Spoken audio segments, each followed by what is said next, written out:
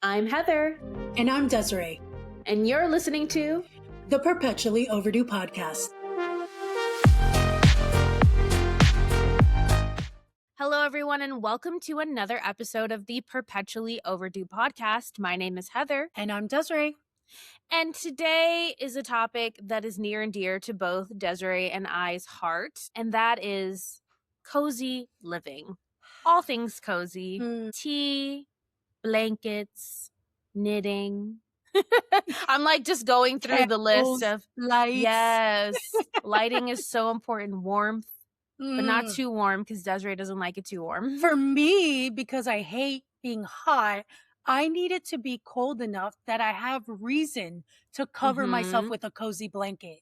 I want the cozy factor of covering myself with something, but it has to be cold enough to warrant it. It's true. When you were here in Colorado, it definitely was cold enough for her to actually wear a jacket and a scarf and gloves. And I used, when you guys sometimes were out, I was using your heated blanket in the living room, which is unheard of for me. Look, I know. It really is unheard of because Desiree usually has like 10 fans on her at all times coming from all different directions. Oh gosh. Apparently I've learned that I used to always joke that I always was like menopausal, even though I was like a teenager because of my PCOS. But I think in addition to PCOS, it's apparently with fibromyalgia, you can have heat sensitivity. And I was like, that makes sense. So weird. So for most of my life, I had the opposite, which is I was always cold all the time. Turns out I was anemic. My mom's anemic. I have to take iron supplements all of the time. I once had to have a blood transfusion because my blood count was so low. But anyways, warm is always associated with cozy. I like to have warm drinks. That's one of the cozy things that I really love. I have a warm matcha latte in here right now. And I have a delicious espresso pod. I don't remember which one that someone in this room gifted me, bless her. And and then I always use sugar-free creamer. So this one's a coconut cream and it's got cinnamon sprinkled on top. So, warm, cozy deliciousness. Now, cozy living is something that has existed before time was time. Yes. But I feel like, and Desiree, maybe you can attest to this as well, there has been an uptick in the trend of cozy. Some people call it soft living or feminine if you're a woman, although it's not exclusive to women, but feminine living, being in your feminine energy, all of that stuff. You actually just educated me right before we started the episode that it's a cultural thing too, elsewhere in Europe, and it's a whole concept unto itself. Yeah, so the Danish culture very heavily leans on, and I'm going to butcher this, guys, but it's like hygge, Hygge, if you want to look it up. And it's literally, they have books that Danish authors have put out there, and it's a way of life that they very heavily lean on. And the very definition of it is cozy living.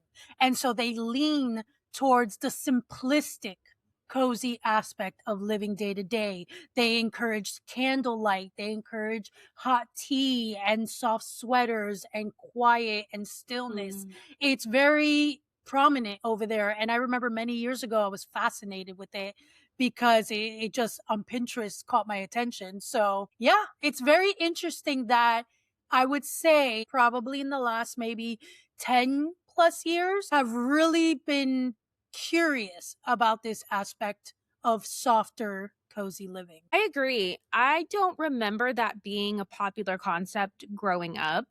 I know that like the farmhouse aesthetic was something that a lot of people were really into the like late 90s, early 2000s. But it was shabby chic. Yes, I was going to say it very much almost like, it was like, we like the shabby, but it's got to be chic. Though. Yeah, but it didn't come with a whole lifestyle of like being cozy and having cozy activities and wearing cozy clothes and having cozy drinks. Whereas I feel like now we have entire influencers and channels on YouTube that are dedicated to cozy living or soft living. And I, for one, am super here for it. I find myself, especially this year, craving it really hard. I was like, I need the fall to be here now. Mm-hmm. And it's crazy because it's still winter, but there's something about the fall season, and it's not just the weather, it's the whole Mm. atmosphere. Yes. And It's honestly, I think also that lends to the color scheme of fall. It's very mm, warm. It's very cozy and inviting in that way. it is. It's very my hair. It is. It is so your hair. Chef's kiss. It's true, and I've been trying to hold on really, really hard to the cozy fall vibes. It's hard when you step outside of your door, you kinda have to create an oasis inside of your home to feel Mm, that way. I know you have in the sense that you love winter, so you have mm, a lot of blues and, like, white light and mm, things like that that are very, like, indicative of the winter season, which is mhm. also really cozy as well. Yeah, it's definitely something that, particularly because I live in such a tropical state, that Mm. I definitely have to create that atmosphere in my personal bubble space. Totally. And we're about to move into a different house, hopefully for a while, because we've moved in the last year and a half. This will be our third move. But I've been really thinking about my office space and what I want it to look like. And I have, if you can tell behind me, that I have a very gothic, dark aesthetic. But I've been wanting to get a little bit more into mixing that with light and Mm, mixing that with just like cozy things. I have a mhm, really cozy chair in my office. I want a cozy blanket to go along with it. mm, And I've been finding that has been translating even into my wardrobe. And I don't know if it's like a thing that as you get older, you just want comfort. You mm, crave comfort more than anything. Because in your 20s, I feel like I cared more about looking a certain way than mhm. feeling a certain way. Mhm. I think that was also very much the societal trend of the times.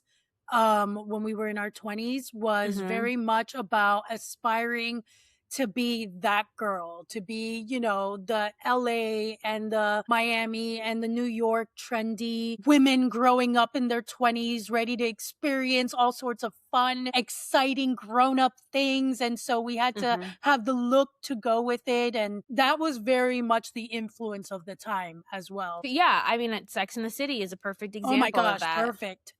That was the That height of that time. Yeah. Oh, really was. And it honestly depended on where you lived because obviously for Hmm. us in Miami, there was all this pressure to be designer Oh my and gosh. to be really chic and Hmm. to be super beat, like your Oh makeup my super gosh. beat. You had to Yes. wear all the right clothes. You had to wear high heels. Like high heels is a The big fucking time. Yeah. thing, not just in Miami, but in the Hispanic community. Like if you're a Hmm. woman and you're not wearing 4 inches, baby, what are you doing? Are you a woman?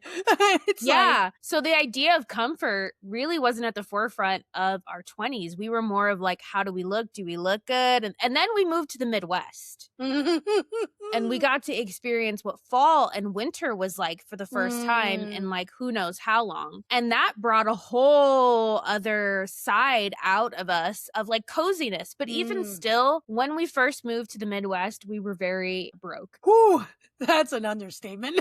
Yeah. And so it's not like we could go buy cashmere sweaters or like really chunky scarves. Like we got what we got. We worked with what we got. And oftentimes Ooh. it meant being cold. Yeah, yeah, and I'm just thinking back to this one sweater I wore out. It was Hmm. fucking hideous. It was huge and so frumpy and just like shapeless, but I was like, it does the job.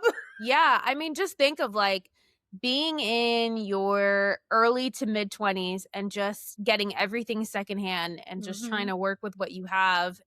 While And experiencing freezing weather for the first yeah, time in like our adult lives. yeah, some of the things we had were gifted to us, things that other Mhm. people didn't want anymore in our community at the time. Yeah. And so even if it wasn't our style or Mhm. aesthetic, and even then, like, too, we were very much in a bubble. Oh my We gosh, were, yeah. I mean, we were in a cult at the time. Yeah. Watch our episode previously where we talk Yeah. about cults. So we stayed very much within the bubble. And Mhm. one of the things that I've really gotten into a joy in the last couple of years is cozy activities. So, Mm. especially seasonal activities. My goodness. have I started to live my life according to the seasons. She really has. It's been wild and awesome to see. So, fall and winter are some of my favorite seasons because you have Christmas lights, you have pumpkin patches, you have Christmas tree farms, you have all of these apple cider, cozy activities and cozy places to go, hay rides, and different things like that. Here, I know that that's not the case everywhere. No. I know, because I'm thinking about you stuck in Miami when there's like none of that going on. Miami's more Kidnap beach me. life. Yeah. I know, I want to. Yeah, I know. Actually, one of the cozy activities that I really, really want to do in the future is a book retreat. Ooh.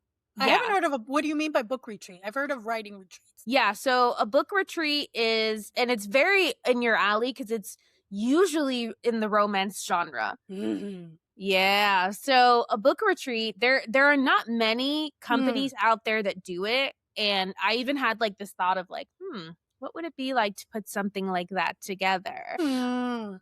But there is one company that I know of, I can't remember, I think it's called Boutique Book Retreats. This cozy influencer that I follow, Cozy K on YouTube, she went on one of them. Oh.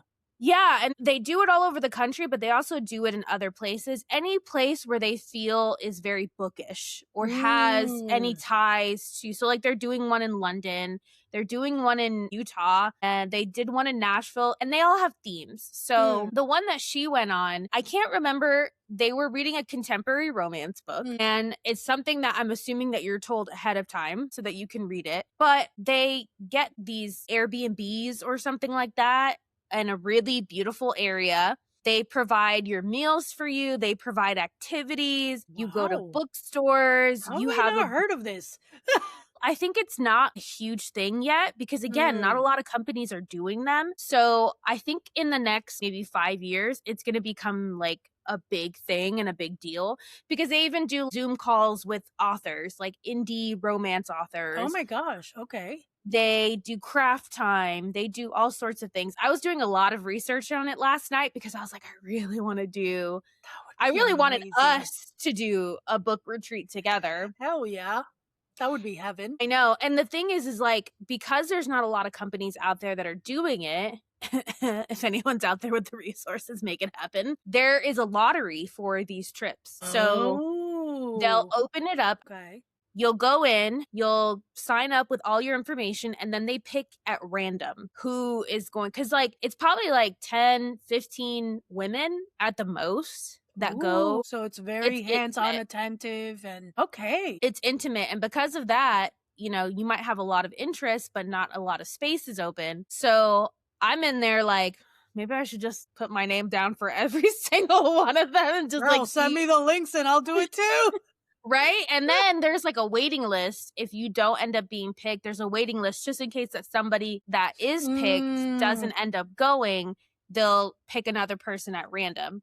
And like I've heard of lotteries like this in other areas. Like I've heard of it with very popular hiking sites where they don't like to keep and maintain the site from being too overrun with people and corrode the natural beauty of the place. They'll do lotteries for certain places in the country. I remember there was a place in, I think, Arizona where if you wanted to go there and hike there, you had to put, you know, your name in a lottery and then be picked by random. And I remember thinking how crazy it was because it was like such a small amount of people that could go to this place per year. So this is like another version of that lottery system, which I think is really fair, honestly. Yeah, interesting enough, I literally just saw a video from Sophia Nygaard. This was the first I had heard of it. Her and her husband wanted to experience the cheapest and then the most expensive Japan long distance train rides, and the most luxurious one that would have costed them $9,000 for two people was based on a lottery because the train has no more than 20 people during each trip, and it's very like everything they serve you, it's very butler-esque. All the staff are catering to you. Obviously, like if you've seen any type of train content, you're in a box. But this luxury train, their room was actually spacious enough they could walk. They actually had a full shower and bath, and you know, so it was very high end. And they only do it through a lottery system, and they just so happened they got lucky at the last second, got picked and they changed their travels so that they can actually go to it. So that was the first I had heard also myself. I didn't realize that some companies do this kind of thing. Yeah, and I mean, it makes it exclusive. It's good for the company because it makes it more of a demand because people are Mm, like, "Ooh, I want to be a part of this thing that is not typical." I wish that there were more people doing these types of things mm. because everything about these book retreats is cozy, very much so. From the places that you stay to the activities that you did. I just watched a vlog of her on a book retreat and they actually had dinner in a bookstore. Ooh. And it wasn't a huge bookstore. It was just like a local bookstore. They got these really long tables. They had this super fancy china. It felt very Jane Austen. Yes, it felt very Regency era esque. And Oh like, my it is, we would die, yes. I would be like, "Can I just live here? Don't make me right? leave."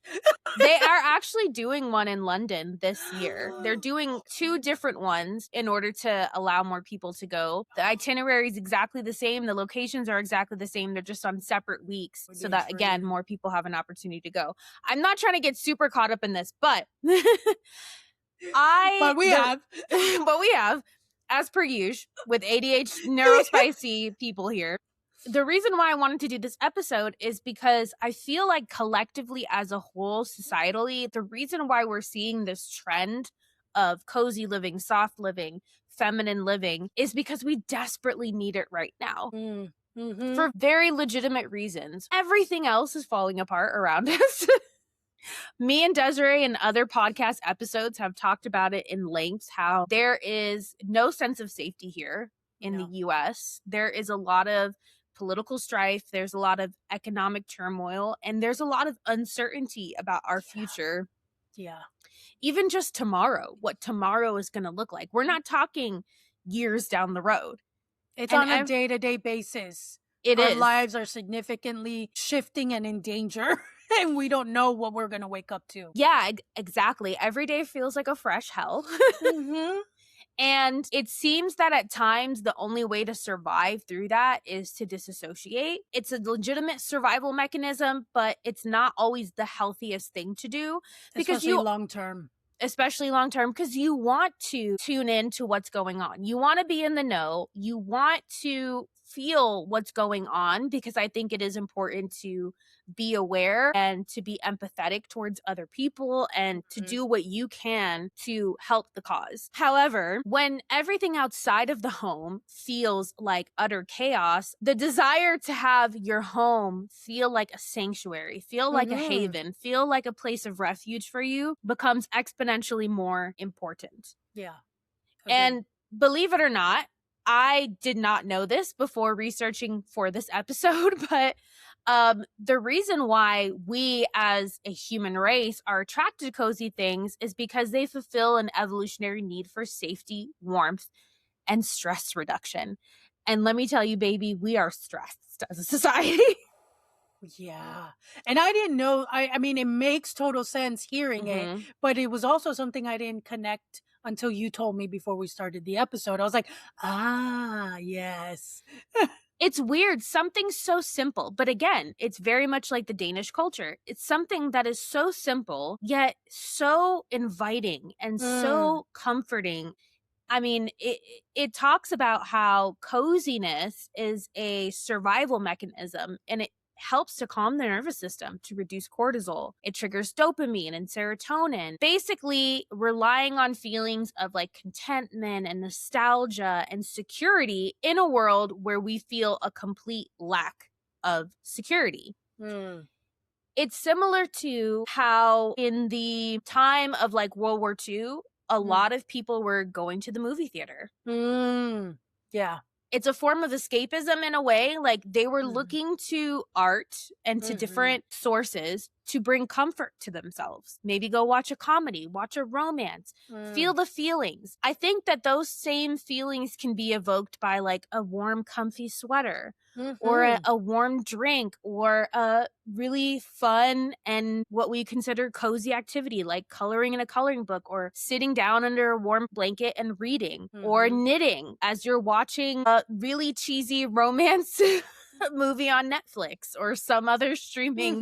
That's what I like to do anyway. I Yeah. think that everybody has their own version of Mhm. cozy living. What is your ideal cozy Mm. activities, or if money was an issue, if Yeah. location wasn't an issue, and Mm. you could just have access to any cozy thing that you wanted, like Mm. what would a perfect cozy day look like for you?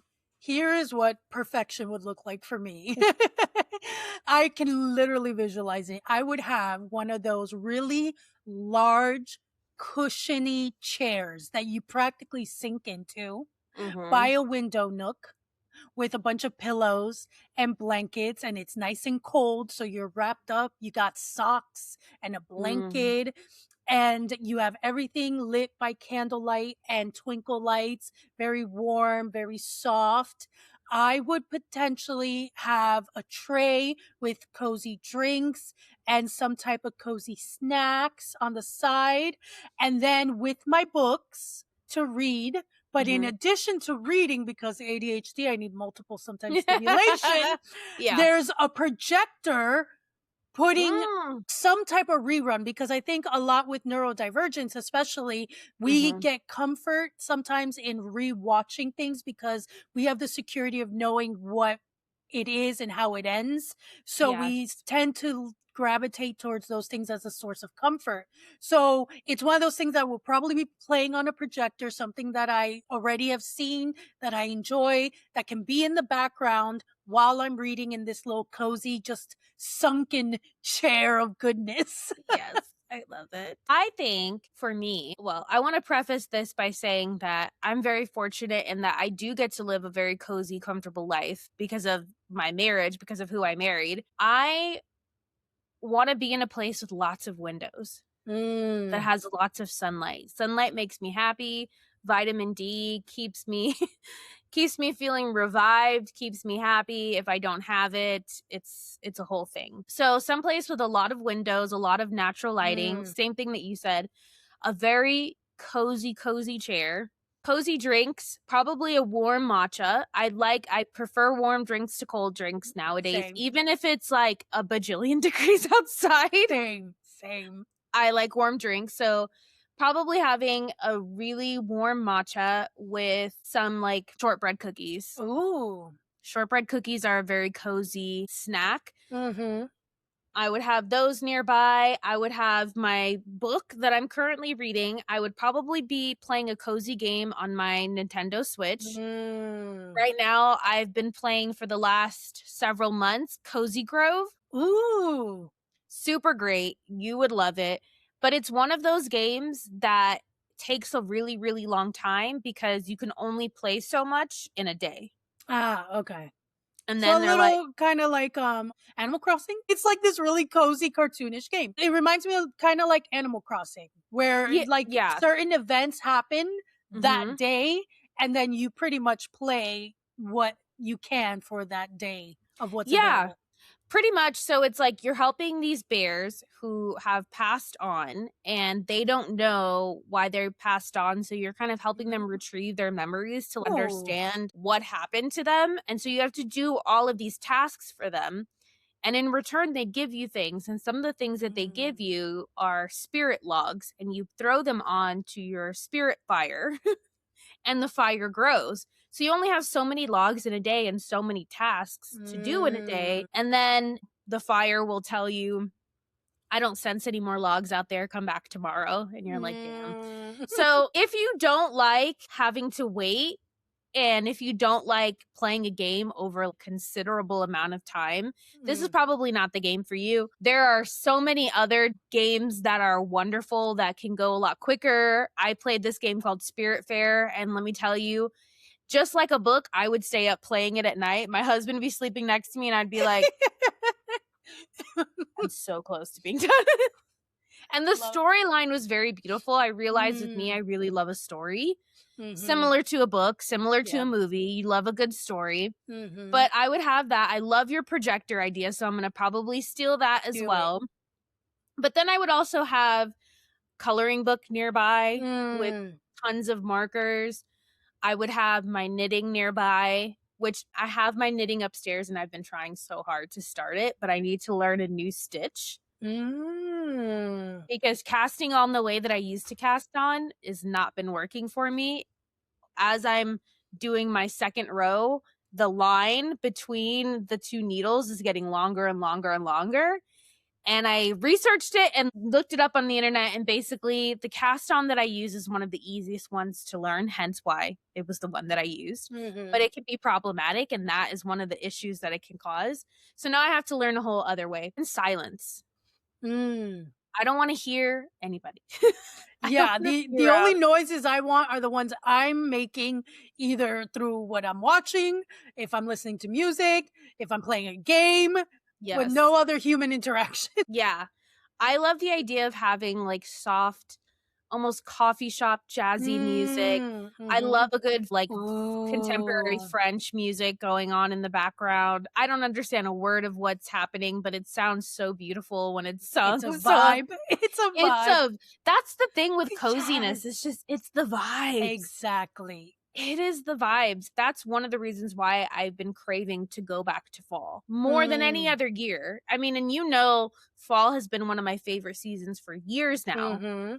But it wasn't always. And I think it's because I never thought that my life could ever be soft. I never thought that my life could ever be cozy. And one of the things that I would say you taught me more than anybody else is that your life doesn't have to look a certain way for you to live the way that you want to live. That you can make your environment however you want it to be. Doesn't matter what's going on outside of your door, outside of your home. Doesn't matter what's going on, even sometimes inside the home, because inconveniences are going to happen. Life is going to life. Yep.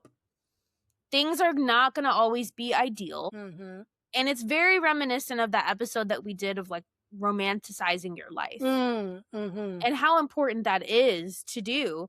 And coziness helps us get through the turmoil of life and the stresses of life. And now more than ever, because we have so much strife within our country, we need anything and everything that brings comfort to us, that helps reduce stress, that lowers our cortisol, that gives us dopamine. And especially for spicy people, serotonin and dopamine is a huge issue for us. Yeah. There are not a lot of things that can provide. We don't produce those things in the way that neurotypical people do. Yeah. So we actually need to trigger that serotonin in ourselves. And I think that a lot of people who really like delve hard into the cozy living or even nostalgia is because of the dopamine and the serotonin that we desperately need. Because let me tell you, if I don't enjoy it, I ain't doing it. Nope. And I have very much learned, because like that would happen to me when I was younger. If I wasn't enjoying a book, I felt forced to finish it still. And obviously hitting my 30s, I was like, what am I doing? Like, no. Girl, there are too many books in the world. Exactly. And honestly, I think it is important that everyone has a safe place they can fall and lean on, that they're surrounded by the things that bring them comfort, that bring them joy. I think all of us should aspire to have that. I think of even like mothers who are busy and juggling so much. And sorry, but most fathers do the bare minimum. They go to work, they kind of help when they get home, but really it's all on the damn mothers. And so even them, if they had good partners, they need, and it's sad that they almost would think it's selfish to have a space of their own that they can retreat to for 30 minutes, an hour, to recharge and just find that place where you regulate your system and your emotional needs, and you're able to refill your serotonin, dopamine hits with things that bring you coziness, peace, and joy. All of us should aspire to have that. And like you were saying in the beginning, I think very much we're of the generation collectively in this age right now that is feeling like we do need that and want more, and we're striving towards being unapologetic about having it. Whereas before, that wasn't a narrative that people were allowed to ever entertain. Now we're bringing it to the forefront and almost demanding, whether society keeps trying to take it away from us. We're like, no. No, because there are I hate to be cliche, but there are so few simple pleasures in life Yeah. that, I mean, I would fight tooth and nail to hold on to the things that bring me joy on a daily basis. And millennials are made fun of because we're very nostalgic. We very much give heavily into nostalgia, but a lot of us are reclaiming our youth. We're reclaiming so much of our time when we were younger that we gave to academics, that we gave to the pipe dream of college. We were sold that we needed to be productive, productive, productive all the time, 24/7. Don't ever stop or you're lazy. Yeah, it's a trauma response. And it's something I'm learning more and more from my therapist. Literally, we had an appointment yesterday and we were Mhm. laughing because the theme always comes back to the damn inner child. And she's like, you will forever deal with your inner child. That is not something we Yeah. will ever conquer or overcome. It will forever be a part of us because of our experiences when we were little. People don't realize how much it shapes our thinking, how our system operates in situations of fear or stress or worry. Yeah. It's all triggered by our childhood. And so, as much as the millennial generation is made fun of for being cringe and nostalgic, guys, it is a trauma response and it is Yeah. a necessity for survival. I mean, imagine a generation that went through 9/11, that went through the 2008 recession, that went through a pandemic, that went through like so many different things. And I'm not saying that we went through more than other generations. I think every generation has their coping mechanism. Yeah. I'm just glad that ours, the worst of it is that it's cringy. You know what I mean? Like, I'll take that. To piggyback off of a previous episode where we talked about a lot of changes that we made societally as millennials, I think us fighting for our mental health, I think us fighting for our peace adds on to this idea that we could live a cozy lifestyle, that we could live a soft lifestyle because it brings us peace, because it Hmm. makes us happy. And we're so much into what makes us happy because looking back on it, can you think of a single thing in your childhood to teenage years that you had that brought you comfort? That's sad. Exactly. As you were talking, I'm sitting here thinking, what did I go to before to, Mm, like, help me cope? What did I go to bring me comfort, to bring me joy, to bring me happiness? Because we grew up with no social media. mm-mm. We grew up with no really internet, like, we didn't have No. YouTube or things like YouTube was something that was just starting to happen at the time, it Yeah. wasn't what it is now. Streaming No. services did not exist, you had cable, but you had to wait for certain programs to come on, you had one TV in the house that your whole family shared, and so that And a wasn't always phone line that available. you all shared. Yeah, so those things weren't always available. You Mm-mm. didn't have your own personal cell phone. I remember I didn't get a cell phone till I was 17 years old. Yeah, same. Looking back on it, I'm like, "No wonder I turned to religion. What the hell else was there?" Yes, honestly, because it gave us so many things. It gave us community, it gave us activities, gave, Yeah. we Something to we turn to when you were yeah, hurting. yeah, 'Cause, like, absolutely. part of cozy living is hobbies. We didn't have any freaking hobbies growing up. I can't Especially think of I a think single hobby I had growing up. we grew up in a big city, and a very strong cultural aspect of that city was Hispanic or Black or Caribbean. And so maybe this was more common to people who grew up in that time, like Yeah. up north or Midwest. But for us, one we knew did hobbies. Like, it Yeah. was all about either you were trying to be a rap star, a dancer, singer, pop star. I was trying to be the next Britney Spears at like Oh, 10th grade. I even went it's to true, audition you for were girl out. bands. Yeah. Yeah. In my childhood, I will say I did have a sort of idyllic aspect of childhood. There's a portion of my childhood where I grew up in a neighborhood where I was friends with all the kids in the neighborhood, and we'd Mm-hmm. be outside a lot. We'd play Yeah. manhunt, we'd climb trees, we would jump the wall, go to 7-Eleven to get a Slurpee, like those types of things, being outside a lot. Yeah. I remember in my childhood, but as I got into my teenage years, it was going to the mall, going to the movies. Welcome to Movie Phone. Uh, Yes. What's playing this weekend? yeah. But that was pretty much it. I think Yeah. about being in the home. Mm. For me, my home was a place I always wanted to escape. Yes. Like, I wanted to leave the house and go someplace else, whether that was a Yeah. friend's house or going to another location or whatever. For me, my home wasn't a place of comfort, not Mhm. because there were, like, awful, terrible things happening there, Mhm. but there was just nothing happening. It was boredom. Mhm. Mhm. It was just boredom. I remember being a reader when I was very young, like in Mm. elementary school. I Mhm. read incessantly Goosebumps, Animorphs, and The Babysitter's Club. Mm. And then somewhere along the line, I started to lose interest in reading.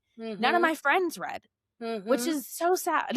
It was. I wish.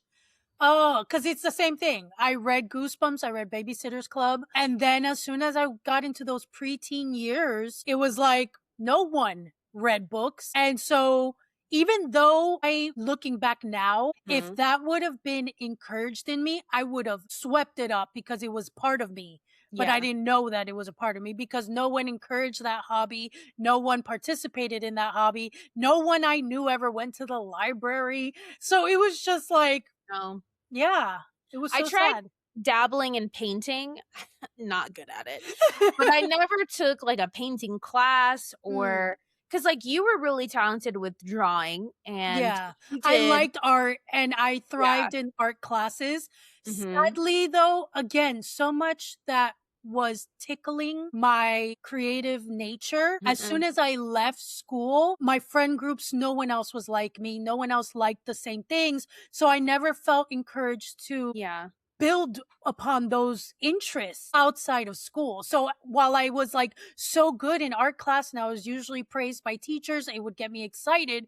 As soon as I left school, it was like, well, I got to play with my friends and no one else likes to do what Yeah. I do. So I'm just molding myself to do what everyone else is doing. And I don't remember sharing a lot of those things with people. As I've gotten older, I've also realized how valuable being alone can be. Mm. And I think a lot of the cozy life and a lot of the things that you do in cozy living, you do by yourself. I think you cultivate so much in the stillness of being with yourself because when I do look back at around late middle school, early high school, when we finally started getting computers, but guys, like the screen was black and the letters were green. Like there wasn't much you Yeah. could do on the computer. But slowly but surely, I started allowing myself to write poetry and I started Mm. allowing myself to write the screenplays that later on I would like read with you and whatever. Oh, I But remember. I would spend hours. I would get lost doing those things by myself. And Mhm. when I didn't cultivate that, it was when my friends will pull me out of that state of being in solitude. Isolation has a negative connotation to it, Yeah. but solitude is a choice where you Mhm. sit. It's a healthy state of being where Yeah. you're choosing to be in that place of stillness and being comfortable just sitting with yourself, which a lot of people struggle with. Oh, a lot I learned a lot of people struggle with. Let me tell you, that is one thing that I find very valuable about having been a Christian, but particularly a Christian with our experiences because Mm, we went to the same churches. mhm, There was such an emphasis on the quiet place and mm, on solitude and what you would find there and mhm, growing spiritually and only being able to do that mostly by yourself, mhm, studying the Bible, praying, meditating, having devotional, all of those kinds of things. And so it really drove us into solitude, mm. but with a purpose. Yeah. We weren't just sitting there doom scrolling. Well, we didn't have anything to Yeah, there do. was no such thing as doom scrolling. We weren't just sitting there mindlessly. I think that's the difference between escapism Mm, that as well sometimes has negative connotations, not always, because it depends on mhm, what you escape into, and something that you do that brings you comfort. mm, Yes, it is some form of escapism, but I still feel like you're more involved. Like when I'm mm, sitting there and I am doing an activity for a specific amount of time and it brings me joy, I'm not zoning out in the same way I do when I, like, doom scroll on social media where, mm, like, I can't even tell you half the shit that I've watched. It doesn't really add too much mm. value to my life, whereas whenever I sit there and I color, as simplistic as it is, and I finish and I'm like, "Oh, I did that good. And then I want to learn better technique, and then I want to grow in it. Same thing with like watercolor, same thing with knitting. For the longest time, all I could knit was a scarf, and and I still Which is can only awesome. yeah, I and I can't can do either. oh, I could teach you. And there's something really beautiful about knitting too, because it turns your brain off in a way. Mm, Similar to like building Legos. If you've ever built mm. Legos, that also kind Once, of thanks turns to your brain you. off. The repetition of Mm. looking at the booklet, finding the pieces, putting it together quiets your mind a It little bit. did. It did. And especially because, like, once you figured out one piece, when there was like a duplicate that you had to also build right Mhm. after, because you had sent me the floral arrangement one. Yeah. And there were a few pieces that it's like, okay, you built this stem, now build another one just like it. And Yeah. so there was a place in your mind that kind of just quieted, shut down in a good way, and just put it together. I procrastinated so much on starting it, and that was just my neurodivergence, Yeah. overthinking and panicking and growing Aw. anxious about it, which was ridiculous. There's no logic to anxiety. It does what it wants. But once I finally started it, I was like, oh, this is fun. Yeah, right? I was, like, pushing and encouraging her. I was like, I'm telling you, it does something for your neurospicy Yes. brain." Knitting is very similar to that. So here it is for those who are watching on YouTube. Oh, This was what Heather had sent me it's to so build, and cute. it was so pretty. And I can't believe that I put this like every aspect of this had to be put together. Yes. Every aspect of it and the base, everything. And it came out so cool. And now it's on one of my shelves on my desk. I love it. And I realized that about cozy activities too. One of the things that it can do is bring comfort to you, feelings of nostalgia, feelings of like the serotonin, the dopamine, all of that, like good feels, good Mm, vibes. But it can also help shut you down in a positive way where mm, you're putting your hands to work, you're putting your mind to work, and it kind of quiets everything else, which mm-hmm. sometimes we need. We need that separation Oh my from all of gosh. the noise that is happening. And there's not a ton of activities for me that can do that in the same way as like building a Lego set, knitting, or coloring is, because you're concentrating on the task that you're doing. Mm-hmm. Whereas with doom scrolling, my mind is still going a mile a Yeah. minute. I'm still Yeah. thinking about a million different things and then bunny trailing to all of these different directions. It doesn't silence the No. noise in the And if same. anything, think about it. Not only is your mind constantly going, while you're doom scrolling, you're triggering new feelings and thoughts with everything you're seeing, but you don't let yourself fully experience Mhm. the full emotion of it because you're scrolling to something new. So now you're getting re-triggered by something new. So you're in this constant, really fast roller coaster Oh, of yeah. constant emotion. And it's not a state of mind that is healthy long term or is the best way. Sometimes we need it. Sometimes doom scrolling has its Yeah. place. But for the most part, that shouldn't be the thing we go to when we No. want to regulate our emotions again. Yeah, because with doom scrolling, it's that instant like boom, boom, boom, boom, boom, back to back to back to back hit of serotonin. But at the same time, the attention span gets shorter and shorter. Cause Mm. now there are some reels that I'm like, this is too long. Can you imagine the I know. saying that shorts and reels are too long? Oh, yeah. That Yeah. actually hurts me on the inside. Yeah. But there are some reels that I'll start and like any scrapbooking reel I see, I will automatically like it because I want more of that content on there. Mm, mhm. Sometimes I don't even get to the end result. Sometimes I scroll past a video and then I go, wait a minute, what am I doing? And I go back and I try to sit through it, like force myself to sit through it. Isn't that wild? We're Girl, forcing ourselves to sit through a 45-second video. it's insane. So that is one of the negative side effects. What I would say when I'm doing another activity, like Mm. one of my cozy activities that I like, it becomes meditative in a way. Yes.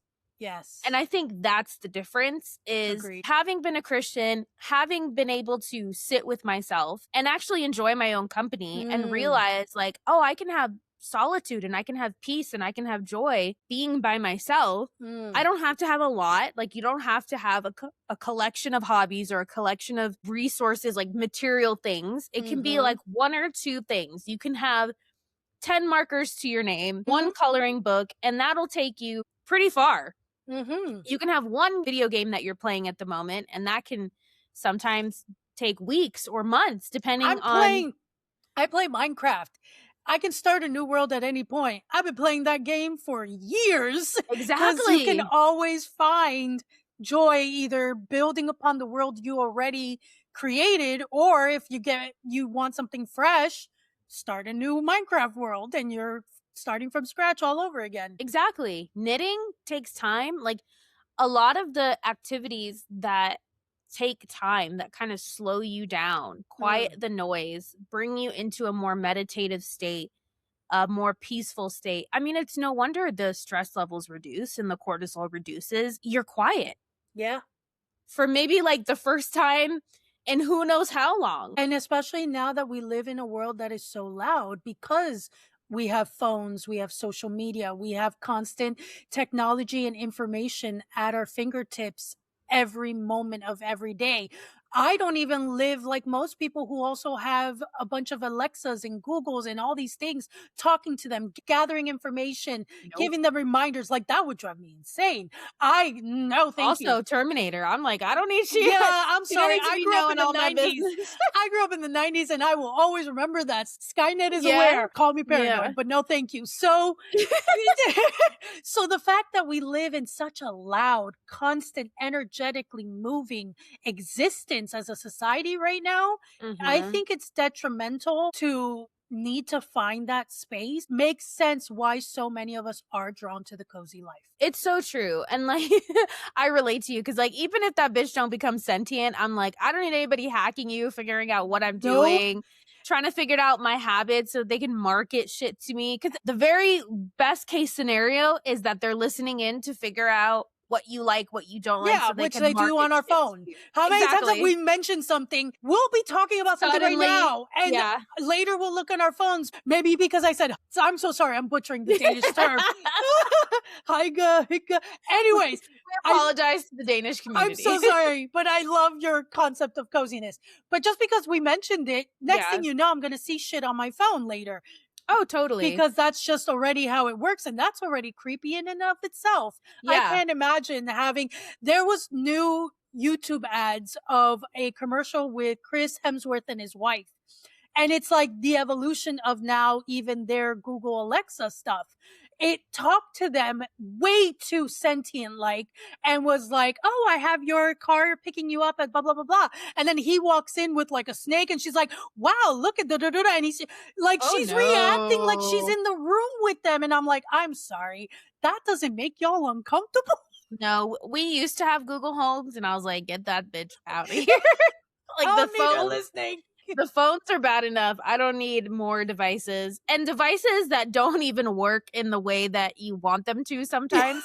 Because true. even Siri and Alexa, well, I never had an Alexa, but like Yeah. Google Home, you're like asking them a question and then they like pull up a bunch of websites and you're like, "Bitch, I wanted you to tell me." Like, if I wanted to go to a website, I would have just done that. I remember when I was visiting you guys last year, the amount of times you yelled at her just to set a damn timer and she wasn't getting it. Yes, that was the Google Home. But then at the same time, I was like, I'd get mad and I'd be like, "I'm so sorry, Google Home, please don't kill me." Like, Yes. like when the robots take over, remember I was Please nice to remember me. you. I was polite to you. I'm so sorry.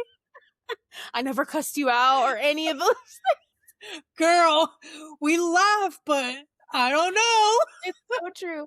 But it's true. And like, I see the cozy life or the soft Mm, life. I see how that trend is being built upon because mm. I feel like the next level of that is the trend that's happening in 2026, which is analog living. Oh, I have been noticing that. Yes. Everybody's wanting to move towards analog. And there's a couple of different reasons because we are such a digital society now, but we Mhm. realize that we don't own shit, that you can buy a movie digitally and then suddenly if they decide, the streaming service decides or whoever decides can just take it away. Same Yep. thing with music, same thing with And that's games. stuff that we put so much money into.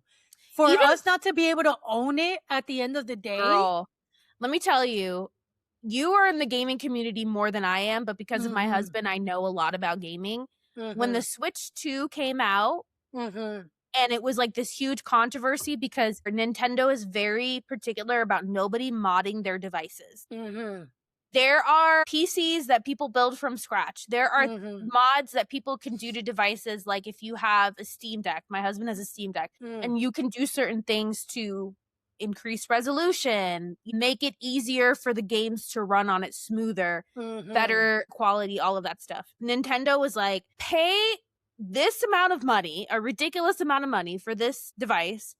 But if you touch it and mod it in any ways, we will brick it. Meaning, we will go in and we will kill your machine. Even though you bought it, you have the physical product in your hand. That's wild. They still have a way to go into that device and destroy it. Yeah.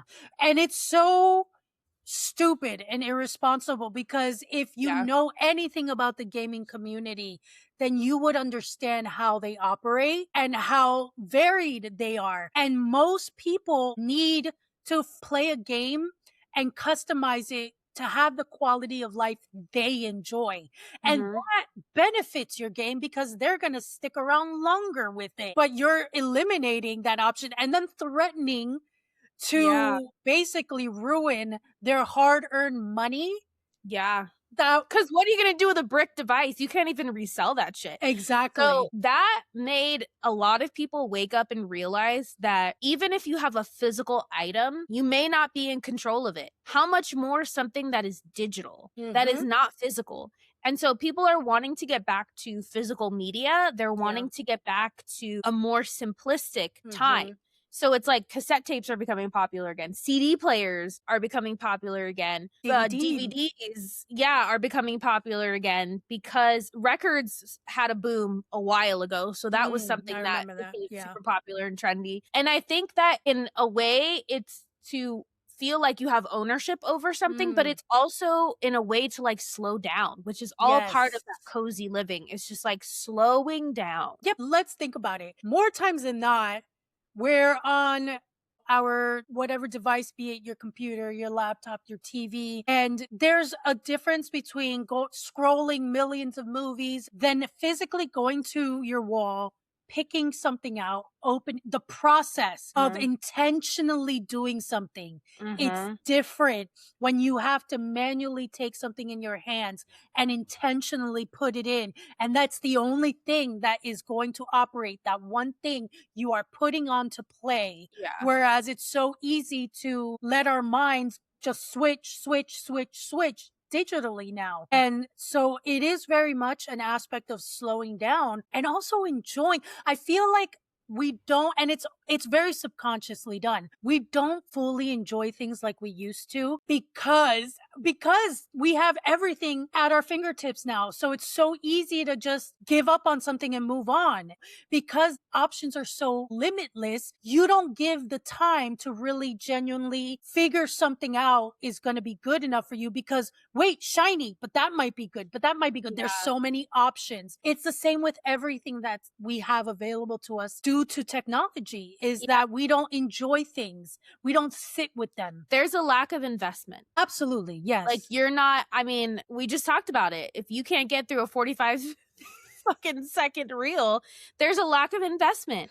I realize when I'm not invested in the situation and I scroll on and I'm like, whoa, relax. Like your attention span can't be that bad. You're not an iPad baby. Like rewind a little bit. But it's investment, and what you were saying earlier is very true. It becomes like a ritual almost. When I sit down to do an activity, it's a ritual. I will make myself a matcha. I will put something on that feels cozy. I will set up the lighting to create a warm atmosphere. It's not just sitting down and doing something. I create a whole environment for myself in order to do this one activity.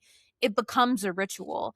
And I think that is the difference when you have something physical as opposed to something digital. And I think that's why analog is becoming more popular because it allows you to slow down. It allows you to take steps, like you mentioned, going and physically getting a CD, opening it up, pulling it out, putting it in the CD player, putting the headphones on. Like all of that is a form of ritual.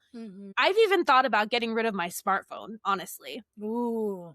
I have thought of that. Ooh, it has a hold on me like you wouldn't believe, which is why I haven't done it yet. Because I've seen a bunch of people who just went back to having flip phones. What I would give to have the sidekick that you used to have.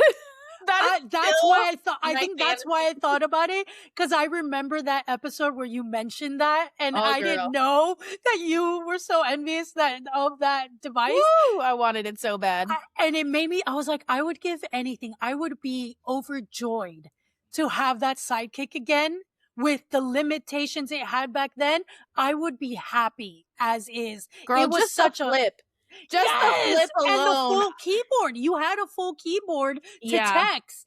It was it was wonderful. I don't think I could go back to a flip phone because I don't think I could do the T9 thing again. I'm so out of practice with that. But if I had that sidekick and every time. It's so satisfying. The flip is so satisfying. Yes. So satisfying. So, and it wasn't, mind you, there were two sidekicks. There were the ones that you would just slide up. And then there's the ones that would do this whole little flip mechanism. That was the one I'm talking about. And unfortunately, a lot of those devices are outdated because technology continues to advance. But my thing is, if CDs can come back, CD players, cassette tapes, if those things become popular enough to where companies start seeing that people are wanting to kind of take a step back, and that there's enough of a demand for it, we might see that bitch back. I mean, I heard rumors about Blackberries coming back at one point. I mean, I guess Blackberries were like the more bougie business version of a sidekick. It was like the teenagers had the sidekicks, the adult business people had their Blackberries. Yeah, with their little styluses. Yes. let me just check my schedule. Oh my goodness. I think there's obviously so many good reasons to slow down, live a soft life, live a cozy life. We stated a lot of those, and the reasons why of like where we are as a society, where the world is. It's not just here in America, although we feel like a dumpster fire unto ourselves, but there's stuff going on all over the world right now. I mean, I just heard about what's going on in Mexico at the moment, and it's insane. And so there's a need to slow down when the world is moving at a mile a minute. Yeah. There's a need to have rituals, to have tangible things that you can go to that can bring you comfort, that can lower your cortisol, stress level, bring about joy and happiness through dopamine, serotonin. Like, these are things that your body craves. Yes. And we're built, we may not be like the cave people back in the day where every instinct that we had was about survival, but that's still in us. We live in a very cushy world compared to back then. Yeah. And it wasn't like we had these giant animals that were going after us and attacking us and eating us, and we didn't have the proper shelter. Like, we are the dominant species in this world right now, is what I'm trying to get at. And so we're only really a threat to each other. We still have a lot of those instincts ingrained in us in a subconscious way. And while we don't need them in the same way that we used to when it was like life and death situations, now it works against us in a way, if you think about it. Being in survival mode. Yeah. That works against us because now all of our wires are crossed about what is actually dangerous. And our nervous system is so shot with stress. Yes. That sometimes things that are not actually a threat, like a life and death threat to us, our bodies go, that's a threat. That's a threat. Our nervous system is so jacked as a society because of that thing. The chemistry of our bodies is so smart. Yeah. And it operates in ways that really surpasses our full understanding of how well our bodies work in the aspect of also keeping us alive. Right. And so to keep us alive, it goes obviously into protective mode, and it is reacting off of what we feel, what we think. It doesn't know certain things are certain things. It just knows that this thing causes our systems to rise and our blood pressure, everything going out of whack. So it learns, okay, survival mode. We don't want to feel that way. That's not good. So now anything that may trigger that, we're going to say, danger, Will Robinson, danger. Yeah, it's like, whereas before it was like, oh, look, there's a saber-toothed tiger coming. It might eat you. And now it's like, oh no, you have to make a phone call and book an appointment. And it's the same fucking feeling. response. And my you're body like, thinks whoa. someone's coming to kill me. And I'm like, it's just a fucking phone call. But that's the thing too, is like, I think that there's a sweet spot. That's the reason why I brought it up. I think that there's a sweet spot where we're not in physical danger anymore. So you would assume that because we're not always in physical danger, although there are situations in where we do feel like we are in danger. I mean, we're women, so anytime we leave the house. Right, but you know, No, on I a know. subconscious level, but Yes. consciously we're like, do, going about our day. Yes.